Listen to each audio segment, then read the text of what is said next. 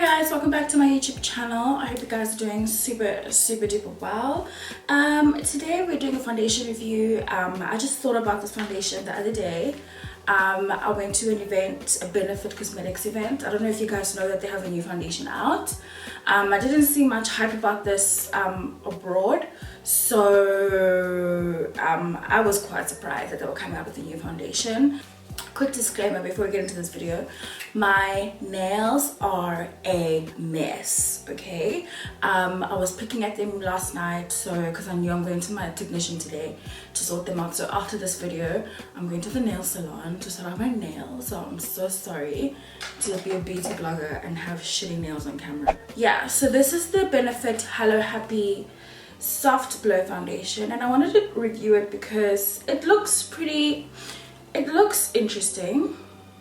When I went to the event, I don't know if they had all of the shades on display, but the shade range didn't really look that great. So they have 12 foundation shades, and looking at the shade range, I can see about 3 colors for deep skin, 2 colors for dark skin, and 1 color for medium skin, and then 1, 2, 3, 4, 5, 6 colors for fair skin.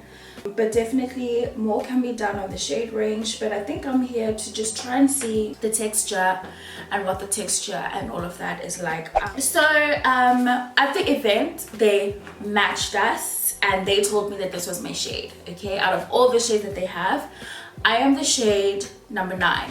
It says here it is a sheer medium coverage liquid foundation. It feels lightweight, it's breathable, natural looking coverage. It evens out skin tone and blurs imperfections with soft focus optical blurring spheres with a natural matte finish and light to medium coverage. It looks like skin and feels like nothing at all. So I really hope this works out because I actually have a couple of things to do after this. I'm going to be using their, close please. I'm going to be using their primer for this. I have this test sample size, but I'm first going to spritz my face with some Smashbox primer water. So I haven't tested this at all, I haven't tried it at all. I mean, does this look like my shade? Looks a bit rich to me. Does this say shake before use? If it's a liquid foundation, I'm probably best off shaking it. So I'm going to take my Benefit Professional. This is still sealed. I'm in such a rush, you guys. I literally have. So I want to focus this in the center of my face. And then my forehead here.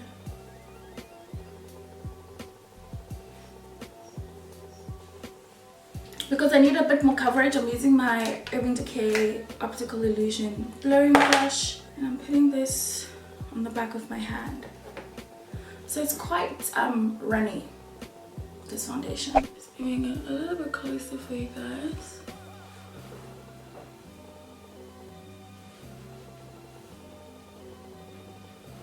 It actually feels nice, I'm not gonna lie. The coverage isn't too bad either.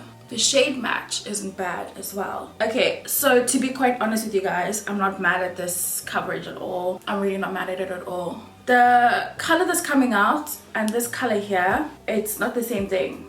So that is what sort of has been putting me off from trying it. So this foundation is 500 and, oh no, it's 424 Rand. How many mils is it? It's 30 mils. It's the same as a regular foundation. Okay, so this is one layer of this foundation and I'm not mad at the coverage at all. I could take this on holiday, to be quite honest with you.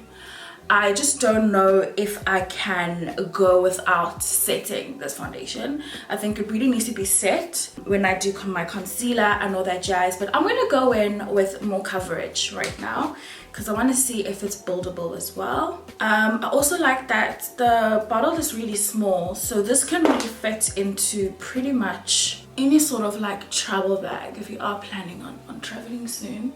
I think it's true to the claim that it feels lightweight. It also doesn't seem to be oxidizing too much because the new fresh layer I'm putting on matches what's already on my face.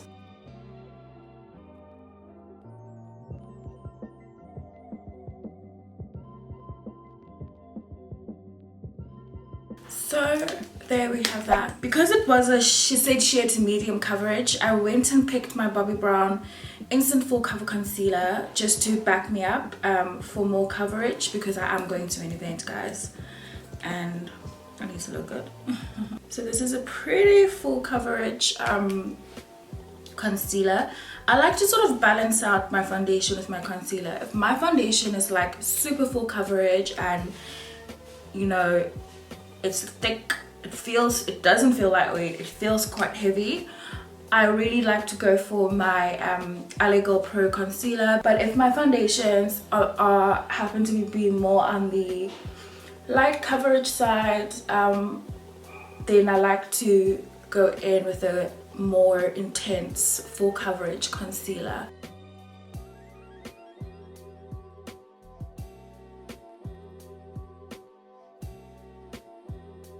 I like to leave my nose contour on without blending out for a little bit longer. I'm gonna go in and contour my face. I'm cream contouring today, and I have been cream contouring for the past week just because I feel like I haven't been looking warm enough, as warm as I'd like to look, and I would like more structure.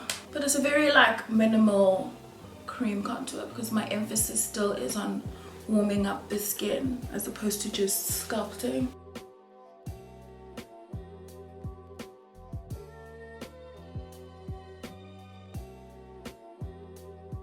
So because I do set on an everyday basis whenever I do wear makeup, I'm going to go in with my Laura Mercier powder, which is this one here. I go through this powder so quickly that I need another one ASAP. Studying my under eye because this concealer is not your friend when it comes to creasing.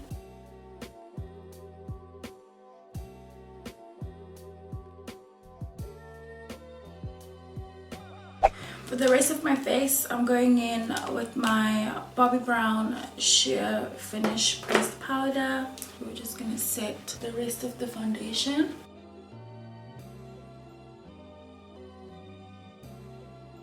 To contour, I'm using my Bobbi Brown bronzing powder in the shade Deep 4. This is just my everyday routine, and I'm doing it just like I normally do it. To warm up, I'm taking MAC Sun Power.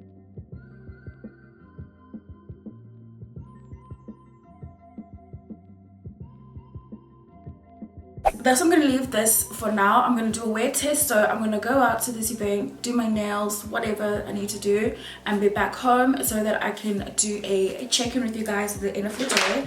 The time now is 15:15. Hopefully by the time I come back, everything is still on and popping. Anyway, I'll come back, do a full conclusion on this foundation, and let you guys know how I felt with it on throughout the day and how it wore. So I will catch up with you guys later. Hi guys, so I'm back. It's a few hours later and the time now is 16:03. I've just got back home from my meetings and my event that I went to. I got my nails done. I love a nude nail. I'm really into almond right now, so I'm into almond shapes. And then I need to catch my breath. And then I changed my wig as well because to match what I was wearing. So when I finished my makeup, I think it was around 10. So it's been 11, 12, 1, 2, 3, 4, 5 hours of my face on.